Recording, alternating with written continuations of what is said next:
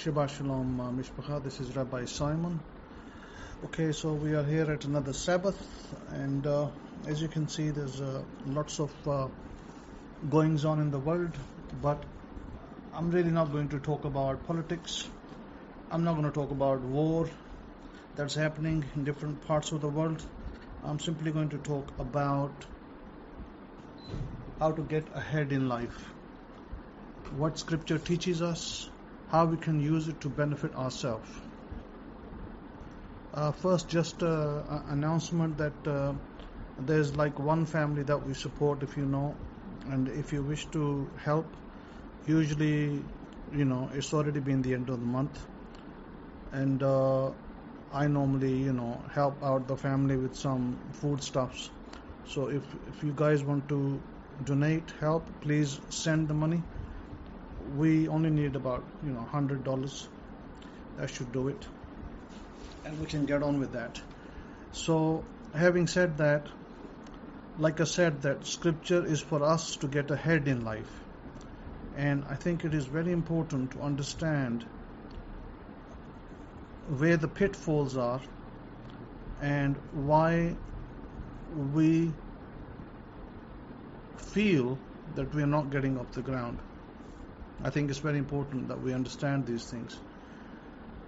Part of the problem, if you remember the book I read to you, it was a book that was given to me by a friend of mine. It's called Forming the Formless. And I think I read a chapter in that book for you, and it was called, I believe it was, let me look at the chapters here.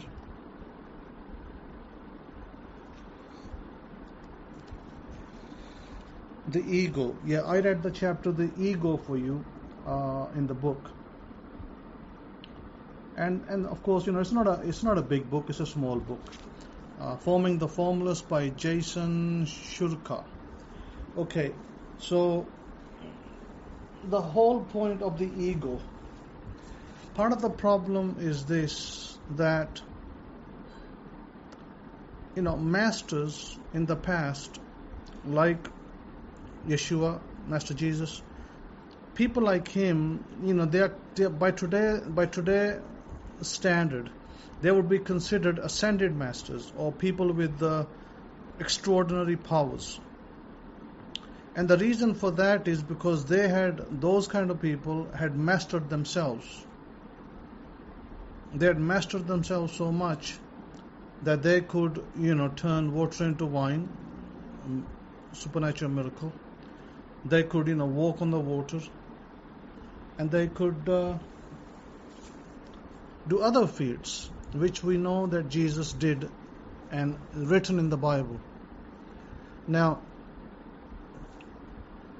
and the part of the problem that we face, and before I get into the problem, well, actually I should get into the problem. Before I get into the problem is this, that what happens is that when you are down, and you are down there, what happens is you're fighting yourself.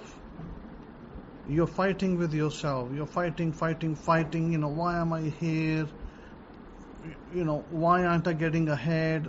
Why aren't I excelling in business? Maybe, excelling in career. Perhaps for some it might be health or some other matter. And part of the problem, and let me explain to you the problem, is this, that sure, there might be old belief systems, because we all carry some kind of old programming. And what is the old programming? The old programming could be that, perhaps, not so much where I came from, but where some of you came from in Christianity. They're taught that money was evil, and to have money wasn't a good thing, and that, you should live some kind of ascetic life. But the thing is this, that God did not call you to live an ascetic life, and God did not call you to shun money. But interestingly, there is an Irish proverb, and let me actually give you the Irish proverb, and I thought that was kind of interesting that there's an Irish proverb. And the Irish proverb, let me tell you what the Irish proverb says. Let me find it. There's a little quotation. Yeah. This Irish proverb goes something like this: money swore an oath that nobody that did not love her should ever have her. So, in order to have money, you need to have a healthy love for money. Because what's the opposite of love is hate. I do not find anywhere in the law, in the Torah, where it says that the love of money or money, you should hate it in any way. I don't find that, and I'm sorry, I don't need to go to Paul's letters to prove something from there, because I do not consider that even scripture myself. For me, scripture, if we really wanted scripture, would be the first 5 books of the Torah, and then we have the writings of prophets. Those would be what we call the prophets speaking about the earlier writings, and then the New Testament would be exactly as revealing or as specifying or maybe expounding on the original writings. So there's nothing new under the sun. Jesus did not come to set something new. He actually only expounded on the old, and he spoke about the spirit of the law rather than just religious practices that may not benefit most people.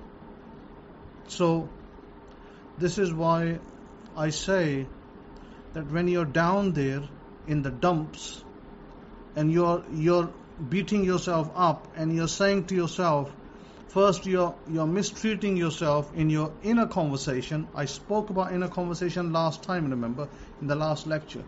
So in your inner conversation, you're beating yourself up, and you're telling yourself that, or maybe if you're not telling yourself, maybe other people are telling that to you. Maybe it's your spouse, maybe it's your mother, maybe it's your father, brother, cousin, whoever. They're telling you that you're a loser, or you can't get ahead in life, that you don't have it in you. Any number of people can do that.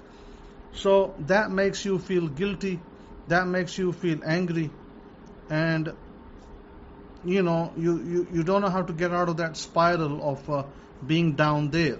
And you look at the economy and you get angry because you say, well, people are being laid off and it's hard to get a job, or economy is bad, any number of things, or money is hard to earn, all sorts of reasons that people can instill these beliefs in themselves.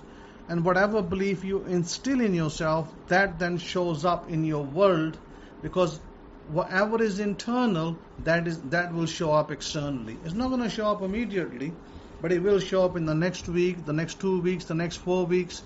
Whatever you are chatting in internally, that will show up on the outside. So what is the solution? I'm describing the problem, but what is now the solution to this problem? The solution is that your ego is the problem. You need to dissolve your ego, because your ego would like for you to continue to beat yourself up, because the ego likes to have an end. It doesn't like the unknown. The ego likes to have a beginning and an end, a birth and a death. But you don't need to be there, because the ego can prevent you from your success. And most of what we've been taught in schools is wrong anyway, but most of what we've been taught in home is wrong also. So how do you get rid of the ego? Well, don't entertain the ego. Remember, the ego always wants a drama, and you do not want to get into drama. So how to get rid of the ego? How to empower yourself so that the universe, so that God can work within you? The only way that's ever going to happen is when you're down there on the dumps, that you submit to God. You surrender to Him. Submit from submit, I mean surrender. You surrender to God and you say, I surrender to you. And that's it, I surrender. I accept the situation. You have to accept the situation, whatever it is, good or bad. You have to accept the experiences, and you can say that, thank you, Lord, for showing me all these experiences. I'm grateful. I've learned a lot, but now I need to move on. And I now need to change direction. So as soon as you drop your ego, how are you going to drop your ego? By surrendering. When you surrender to God and you say, okay, you take, now you take control of my life. And that's it. You stop your inner conversation of beating yourself up or constantly telling yourself that the economy is bad or money is hard to earn or, there's something wrong with you. No. You are the Holy Grail. You see, we're always searching for the Holy Grails outside of ourselves. But you are the Holy Grail. The Holy Grail is you. You are abundance. When God gave you birth, He gave you birth with abundance. Abundance was part of you. It was part of your story. But what happened over the time as you were being brought up as a child, different people, perhaps your parents, perhaps your relatives, different people, perhaps your school, they instilled their own version of system into you. In other words, your original software was that you are an abundant being, a prosperous, abundant, healthy being.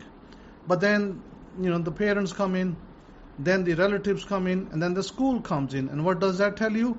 They tell you that you have to work hard. Money is hard to earn. You have to put so many hours before you can become a successful businessman. You have to work many, many hours to, climb up the ladder. And so they put their version of the story into you. So they reprogrammed you to believe all of that crap, which you accepted as a child, and as you grew up, you accepted it. And now that is, even though you might say, I've got rid of it now, but there's still somewhere in your system that story exists. So how did you get rid of that story? Well, as I explained to you, first of all, you need to get rid. Really there is the surrender part which gets rid of the ego. You need to get rid of the ego, the egoic mind. When you get rid of the egoic mind, then the division, the split, because what the ego does, it splits your mind, it divides it. And you have this constant battle going on in your mind. And so once you surrender and you submit, the ego will go. It'll no longer be entertained. How will you then bring yourself into prosperity? Because that itself will open the doors for prosperity, where God can work. And how would you allow God to work? Is you'd sit down, you'd have to, you have to give yourself some time, and this is what you would do. You would sit down, and there is one phrase that you can chant, and it's in the name of God, actually. And the phrase that you can chant slowly on your tongue, in the middle of your tongue, sitting down, in some kind of posture, you chant the phrase Yah. If you chant the phrase Yah slowly, and one other thing you can do, you can close your ears with your fingers or your thumb. You can close them. And now you can chant very lightly the phrase Yah on your tongue.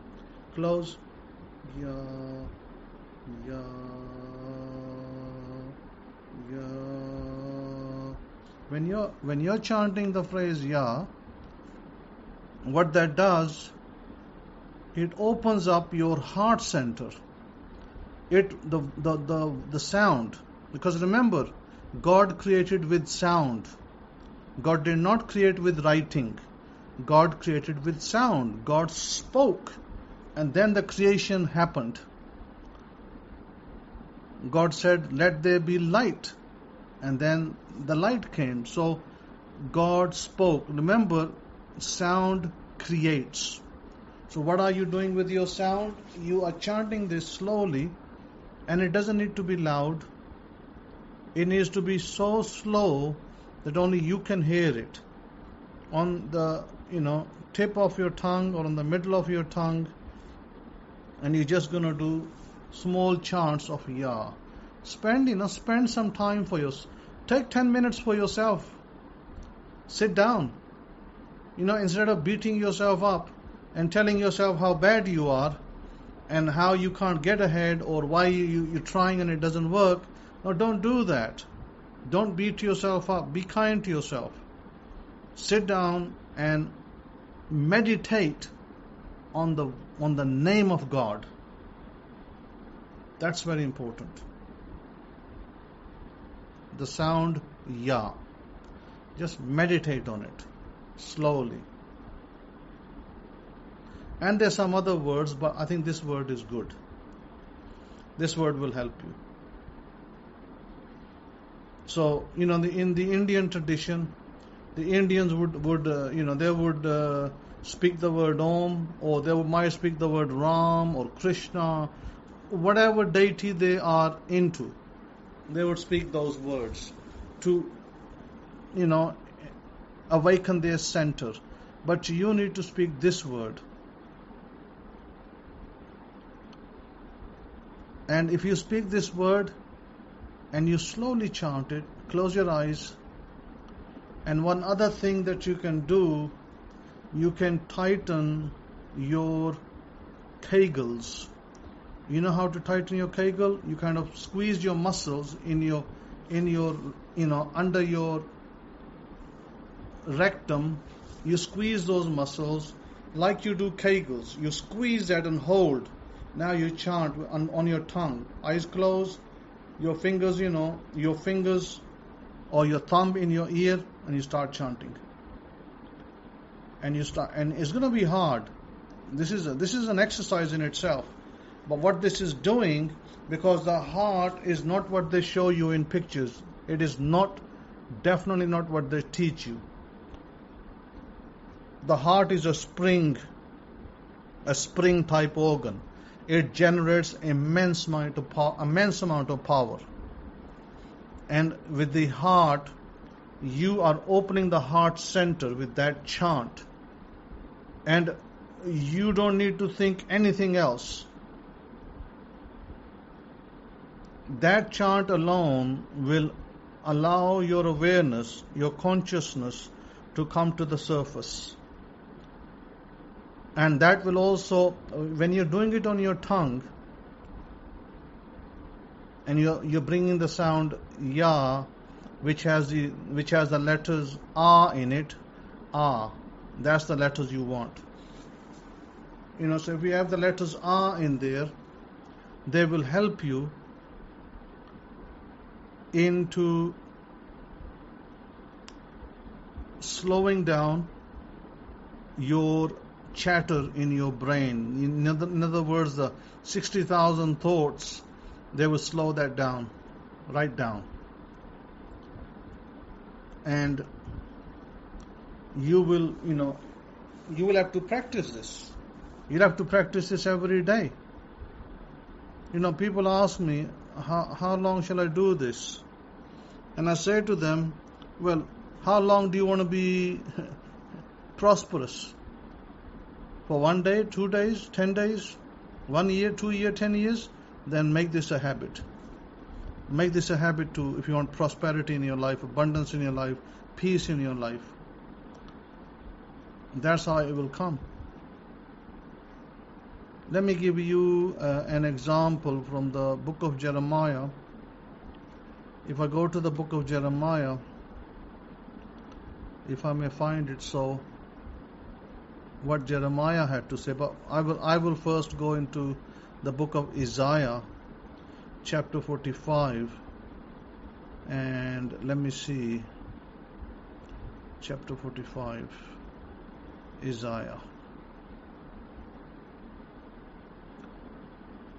And it's a whole chapter.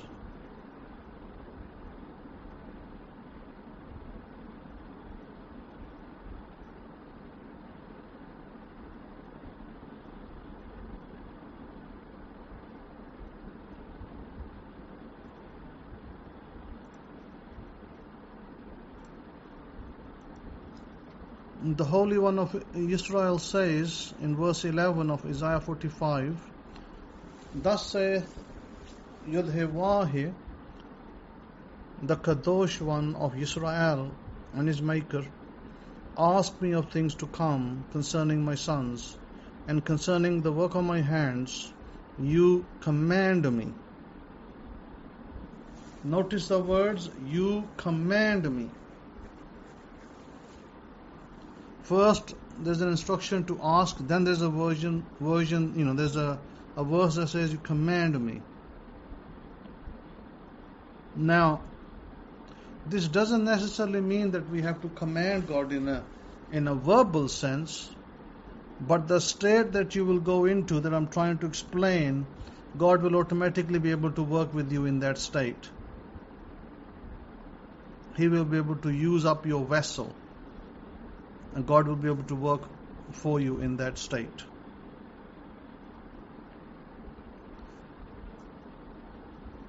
So the command is really, and concerning the work of my hands you command me. Then God says, I have made the earth and created man on it, etc., etc. So if we go to the book of Jeremiah 1, and I believe it's verse 5, it says, before I formed you in the womb, I knew you. Before you were born, I set you apart. I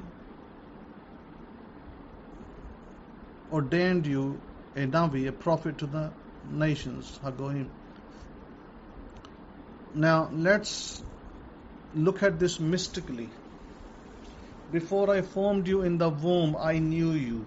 You, as a human being, man or woman, doesn't matter which, you, before you form your desire. If you have a desire, you all have a womb.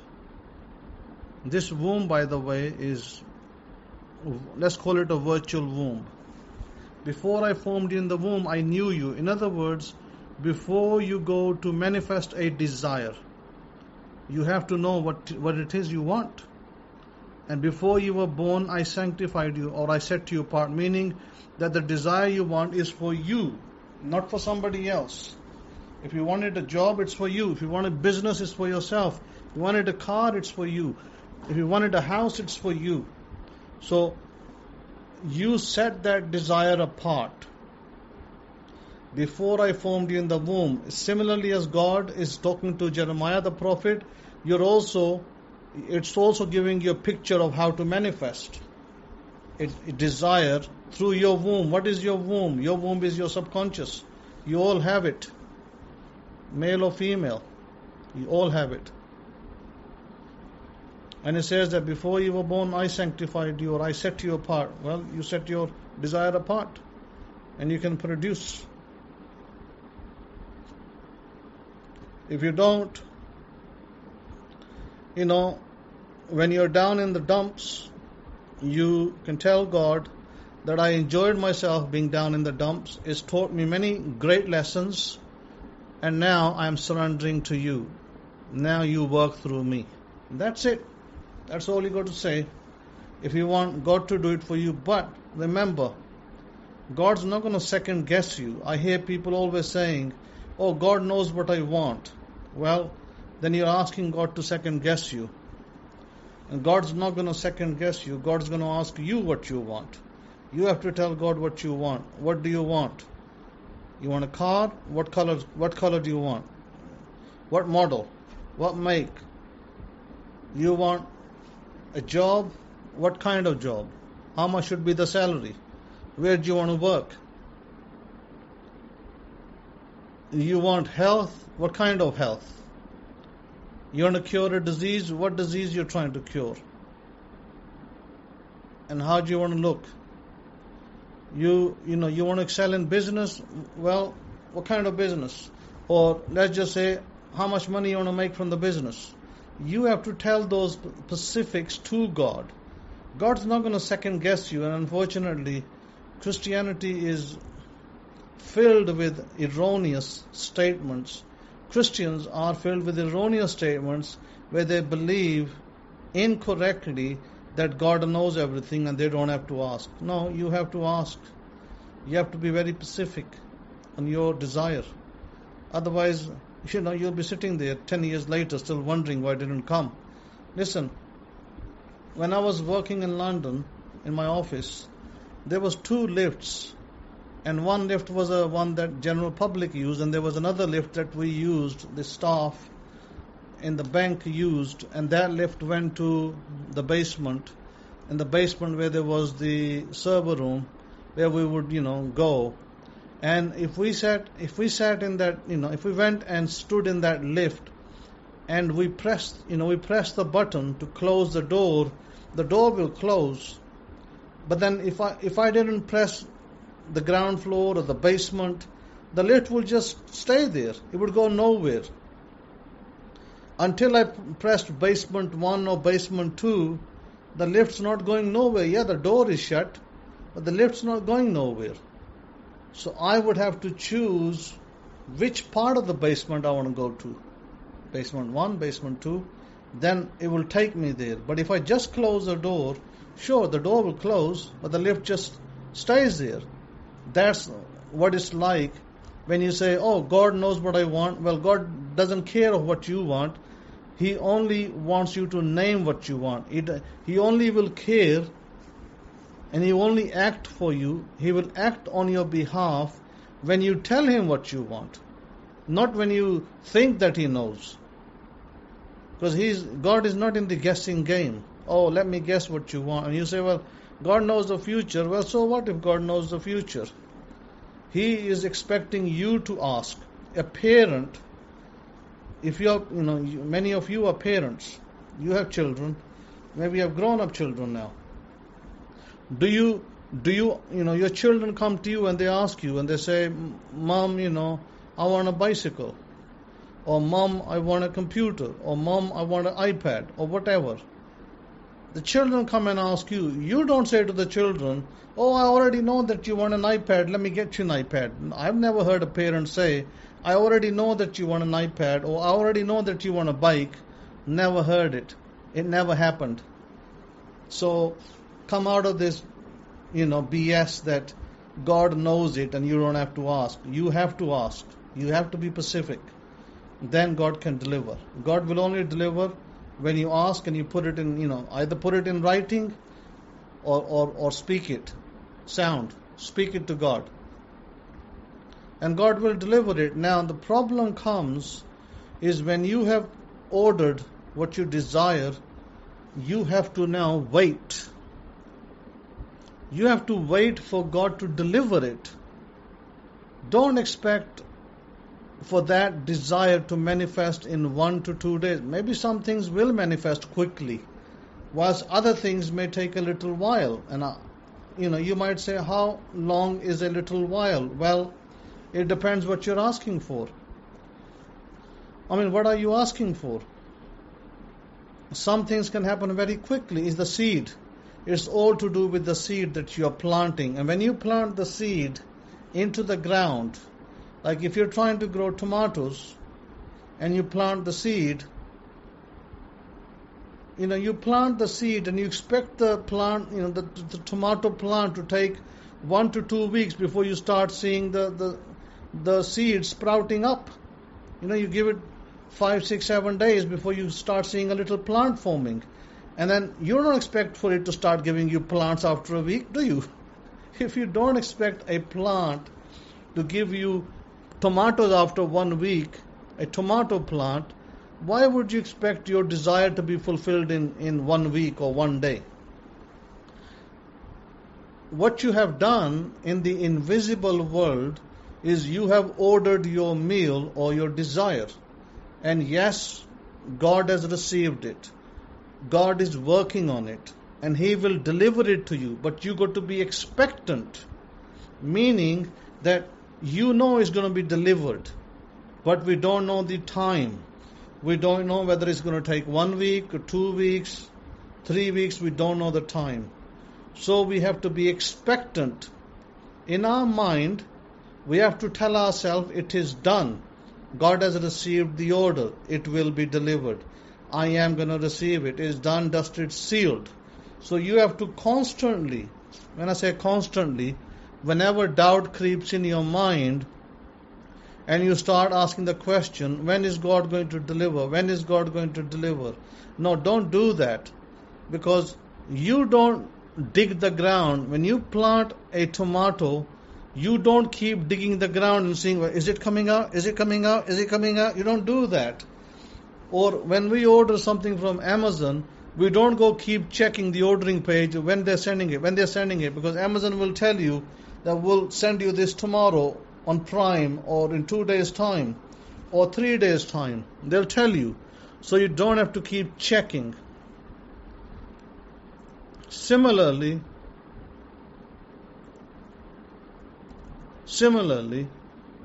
you should never do that. It's called trust.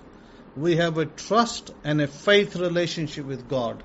We do not have to keep asking God and pestering God, where is it? Where is it? Where is it? We don't have to do that. If you ordered it, then it will turn up. And I don't care if you ask for $200 million.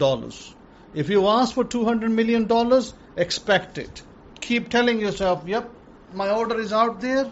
God has received my order. I'm going to receive it. I'm going to, and see yourself in your mind's eye, with your hands full of bundles of notes, $10,000 notes, in your hand, bundles of them. See in your mind, see your bank accounts full. That's the kind of faith you need to have. Not the faith that keeps questioning God. Where is it? Where is it? Where is it? That's not faith. That's pestering God. When God has received your order, you have to order it once. You sit down, you decide what you want, you can write it down or you can order it to God, whichever way you do it. But you only have to do that one time. One time. You shouldn't have to do it every day. And then you just expect it in your mind's eye. In your faith, you need to have the knowing that it is turning up. It is going to turn up. Just keep believing it's going to turn up, and it will turn up. Back in the day, back in the UK, when I was in the UK, I wanted a black BMW car. And I think I had at the time I had maybe a car like a Nissan Micra, a small car. I had a Nissan Micra car, but I wanted a black BMW. Didn't have a black BMW. I ordered it. I put it out there to God. I even wrote a goal about it and put it on my bedroom wall that I'm going to have a black BMW. I didn't put what year. I just put I'm going to have a black BMW. And it took because back then I didn't know how to speed up my manifestation. I had no teacher to teach me. So I was just educating myself by my own, research and reading. Nobody else to help me. It took me about 7 to 8 years, and I got my black BMW. I did get it. Had I known the methods that I know today, had I the tools that I have today, it wouldn't have taken maybe not even 1 year. Now, right, if I want the same thing, it won't take a year. But back then it took me 7 to 8 years to acquire it. But I did get it because I had a belief that it is coming. So same thing with you. Just because you ordered $200 million doesn't mean it's not going to come. It's simply that God's going to deliver it. You got to believe it. You got to expect it. Be in the law of expectancy. This is the law. and the law can never fail. You do not react. You do not react to the absence of it. You continue to believe, and in your mind, your inner mental conversation should always be, it's coming, it's coming, it's on its way, it's on its way. Like I said, even if it's $200 million, I don't care if it's $500 million, $1 billion. Let's go for $1 billion. Even if it's $1 billion, you got to believe it's coming. It's happening. Continue to believe that. Even the people around you, they will be faithless. Yeah, faithless. They will be faithless and they'll laugh at you. But you got to be faithful and trusting in God to believe that it is coming. Remember, you dropped your ego. You surrendered to God. Now God's going to work through you. No more ego. No more ego. No more problem. No more blocks. That is your block. Your ego is your block. Drop the ego. And you'll do well. Jesus said in the book of John, do not judge lest you be judged. You know what is judging? Judging is your ego. If you are judging things, then your ego is at work. Drop the ego. Stop judging anything. So how do you do that? Remember, I once taught you about the law of neutrality. Be in a neutral state. Always be in a neutral state. That way you do not judge anything or anyone. It is not for us to judge that thing. Unless you are sitting in a court of law, you have the position of a judge given to you by some Gentile court, that's a different matter. But I'm talking about day to day. Stop judging. Because your ego mind is at work. Your ego mind wants to have an answer, yes, no, beginning, end, night, day. No. Everything has a part to play. Night is good, day is good. Everything has a part to play. You do not judge. And let me tell you something else of interest, which you may never have heard. Your names, each one of your names has a number assigned to it. That number can have a meaning. And the heavy ones, the heavy numbers, number 5. If a person has a number 5, let's say a woman. If a woman's name has a number 5, then either she will likely go mad, become insane, or one of her relatives will become insane close to her.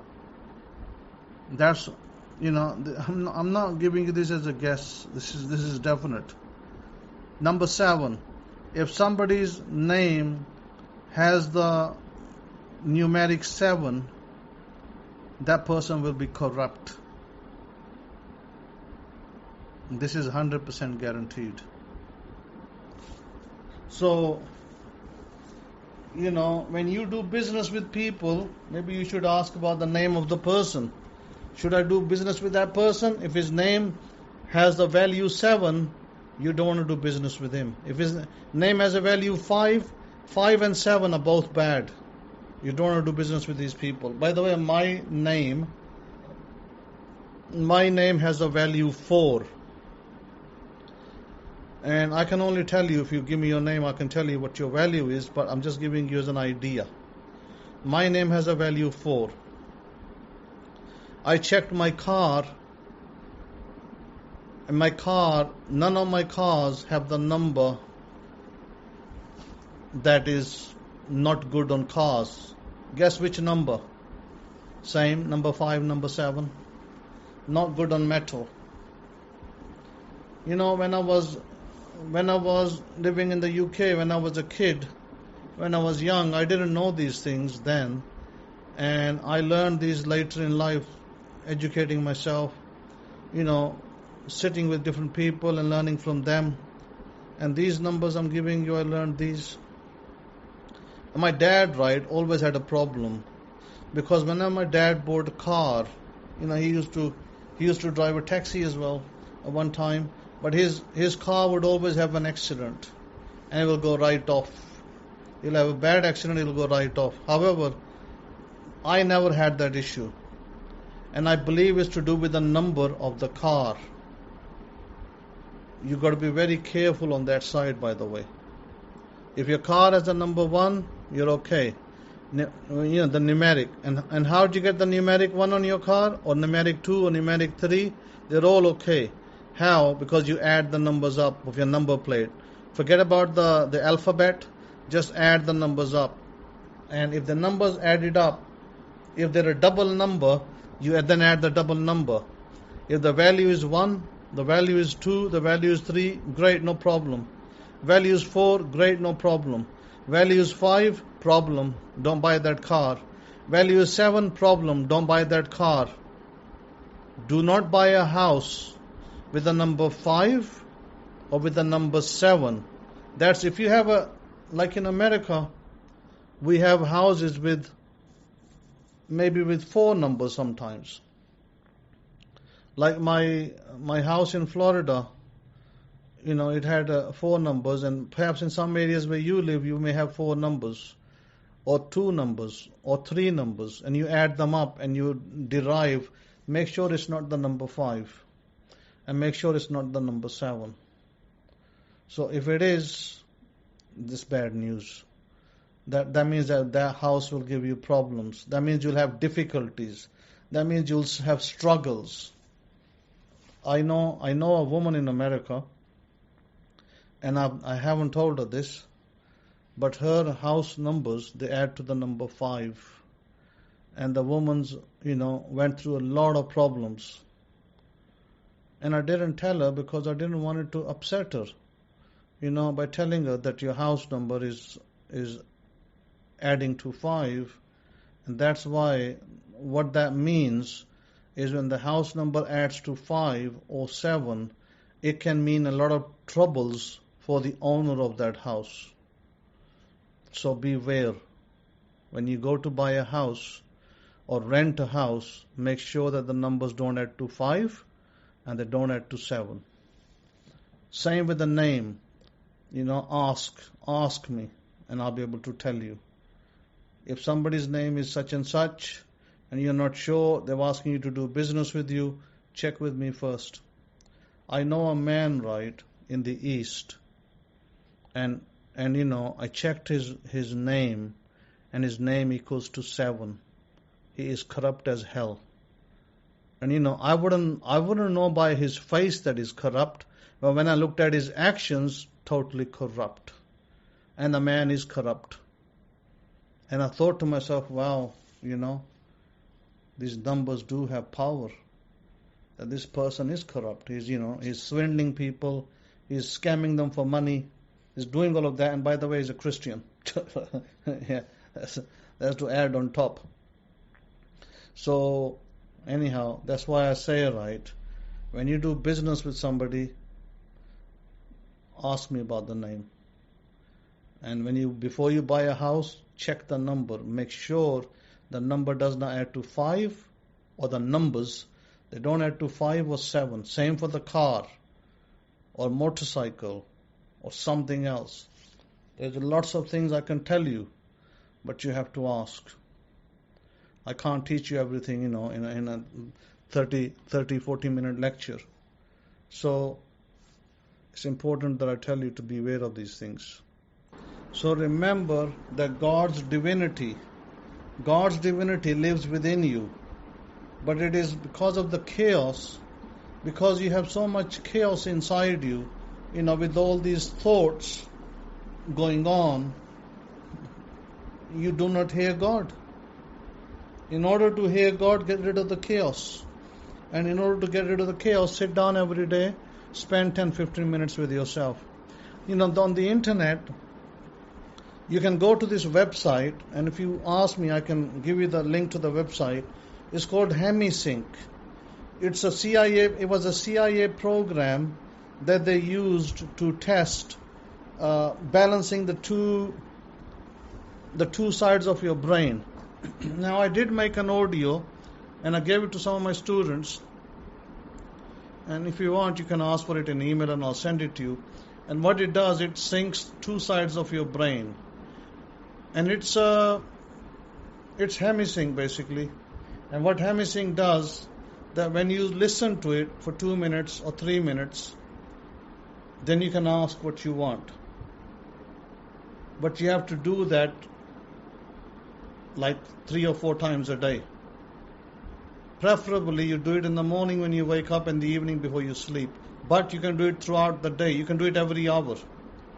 And I think I may have spoken about this before, about this girl that wanted to have something, and so I gave her this and she did this, and that helped her produce what she wanted.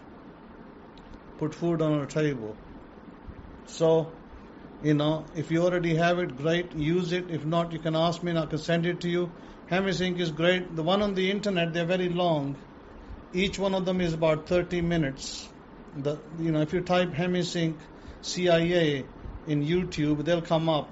But they're very long, 30 minutes each, and there's about 51 or something. There's loads of them, 51. And if you go through 1 to 51, it's going to take you 51 days to do that. And I'm not sure if you have that kind of time to do it. But if you use mine, it's very simple. You ask for your desire. You command it. You don't ask it, you command it. You listen to that hemisync tone and you command your desire. You do it 3-4 times a day, you'll get your desire. Do it, with precision. Do it with faith. Do it with loyalty and expectancy. You will get it. So with that, I'm going to say, I can say a lot more, but I don't really want to. I think I've said enough. I'm going to say, listen to my audio again if you need to. Make sure you know what I'm telling you and teaching you, and make sure that you have your mind primed. By the way, you can produce something in 3 days, but you really got to have strong faith, loyalty in a conversation, right? Then you can produce something in 3 days. 3 is the number of completion as well. We were taught that 7 is the number of completion, or 8 is. That's not true. Neither is 7 completion, neither is 8, but 3 is. Now let me leave you with something. You might say, well, the Rabbi said, the Kohen said, number 7 is no good. Yeah, I said that. And I meant it. And the number 7, it's a numeric issue. And I want to remind you something. I looked at the number on the Titanic. Listen to this. I looked at the number on the Titanic, and let me just check. Because you might think I'm talking crazy, right? And talking stupid or nonsense. But let me tell you something. Titanic, I have nothing, no hand in it. I didn't sink the Titanic. It had a hull number 401. Add the 401 equals 5. And what happened to the Titanic? It was destroyed. Number 5, ladies and gentlemen. Number 5. Go and search for it yourself. Hull number 401. Do not ever get something with the number 5 on it. Not your home, not your car, not your wife. Do not marry a woman with a number 5. Well, if you fall in love and the woman has number 5 in her name adds up to 5, then what you have to do is you have to change your name. You could marry her, but you'll have to change your name. That's the way we get around it. That's the way we get around a person. But the thing is this, that a car plate, if a car number plate has a number equals 5, well, the only way you can change it is you're going to have to change the number plate. Otherwise, do you want your car destroyed in an accident? Please be careful. I'm not teaching you. I'm not teaching you this just by the by. This is serious stuff. Think about it. Learn it. Avoid it. Have a wonderful day. Wonderful Sabbath. Until next time. Shalom, shalom.